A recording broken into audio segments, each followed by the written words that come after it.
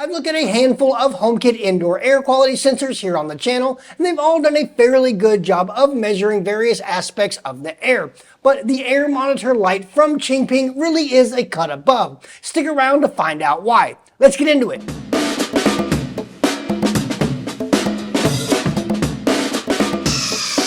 Greetings Internet, my name is Dustin and this is myHomeKithome, and here we look at the smart home with an Apple Home and accessibility focus. I have air quality sensors in just about every room of my home that automate a variety of devices from purifiers to humidifiers, fans, and air conditioners, so I was obviously interested when QingPing sent over their Air Monitor Lite for testing, and let me tell you, there's nothing light about this air quality sensor. They also sent over their temperature and humidity sensor, which has a lot going for it too, but I want to focus on their Air Monitor Lite. As always, you'll find links to both of these devices just below that like button if you're interested. So without further ado, let's jump right in and see what we get inside the box and take a look at some of its features.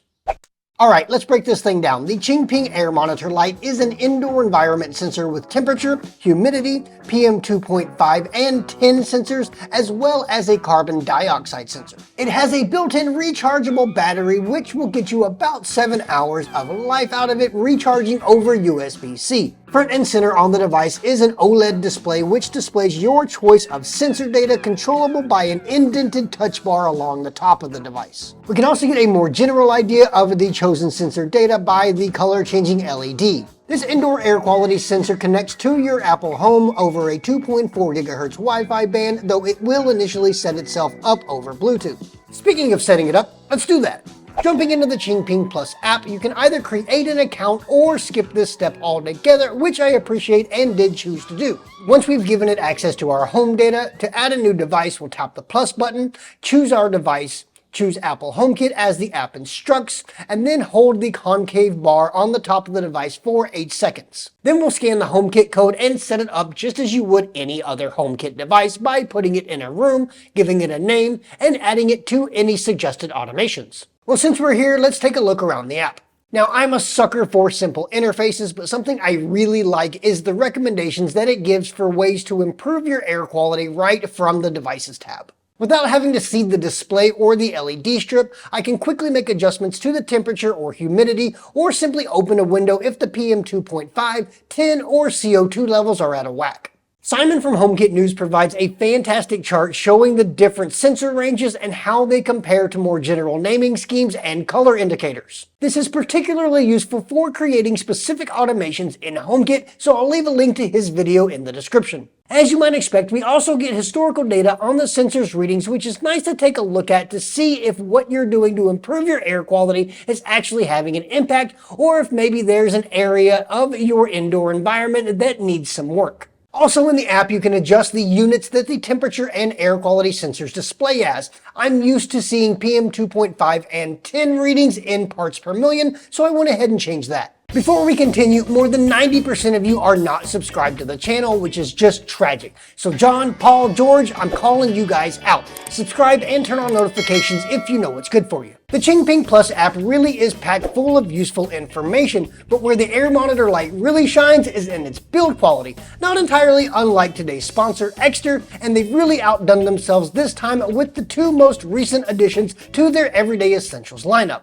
The ekster laptop sleeve is made of genuine LWG code-rated leather and comes in juniper green, classic brown, and Napa black, which I have here. It fits tablets and notebooks up to 13 inches like my M2 MacBook Air. It also has a number of expandable pockets and elastic bands for storing just about everything you might need for an on-the-go super minimalist desk setup like documents, cables, chargers, and other accessories, all secured in place with a magnetic closure. Ekster also just released their Weekender duffel bag, which is incredibly swanky and great for a quick getaway. Made of rugged yet stylish rip-resistant canvas with genuine leather accents, the Weekender has loads of zippered pockets and compartments for making sure you always know where you put your essentials. It's also great for the gym with separate compartments for shoes and wet items. It also works perfectly with the ekster laptop sleeve with a padded space made specifically for laptops and tablets. So no matter where you're headed, the Weekender is a great companion. Ekster is celebrating their anniversary by giving you the gift of up to 25% off any of their smart wallets and accessories now through April 24th. Just go to shop.ekster.com/myHomeKithome. Check out the description for more details, and thank you to Ekster for sponsoring today's video. Jumping into Apple's Home app, we see that all 5 sensors are exposed to HomeKit, with the majority of them falling under the climate category, with the exception of the CO2 sensor, which is a little bit strange. Each of the sensor's accessory tiles display its current readings, again with the exception of the CO2 sensor, which requires you to actually tap on the sensor in order to see its data, which is displayed in parts per million. You'll also notice that we can see the battery level and the charging status as well. So how can we use all of this sensor data in our smart home? You can create simple automations to turn on an AC if the temperature is too high, turn on a humidifier if the humidity is too low, set an air purifier if the air quality is poor, or turn on a fan if the CO2 level is too high. It's also worth noting here that through the Apple Home app, if the CO2 levels are too high, you will receive a notification. A standout feature of the Air Monitor Lite for most people is its display with the ability to swipe through the different sensor readings right on the OLED display, and it will cycle through them when it's idle. This is great for keeping an eye on the room's air quality at a glance. You can do something similar with the QingPing temperature and humidity sensor, which gives you a large readout of, well, the temperature and humidity of the room.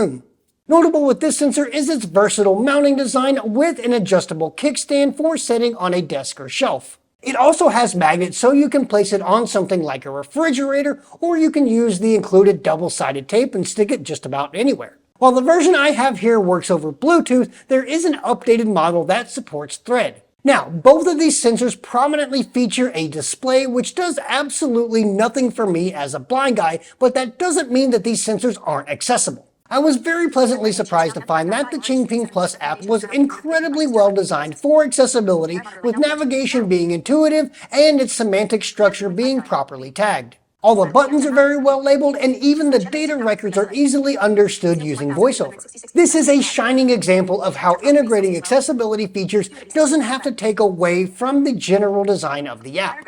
Despite not being able to see the displays on these devices, I have complete access to all the information that they have to offer. Very well done indeed. So, who should think about adding the Air Monitor Lite to their Apple Home? Honestly, everyone. Indoor air quality is super important, and the fact that this sensor measures not only PM 2.5 and 10, but also CO2 is a rarity in HomeKit. The only real downside is that it doesn't have a TVOC sensor, but other than that, it's a solid way to keep track of your room's air. And I really like the fact that it has a display rather than just being some random cube sitting on a desk that guests will inevitably ask you about. So these are my thoughts on the HomeKit enabled air sensors from QingPing. Don't forget to check out the description box for more details, and let me know in the comments if you have any questions or if you prefer a different indoor air quality sensor. I appreciate you watching, and we'll catch you in the next one. Take care.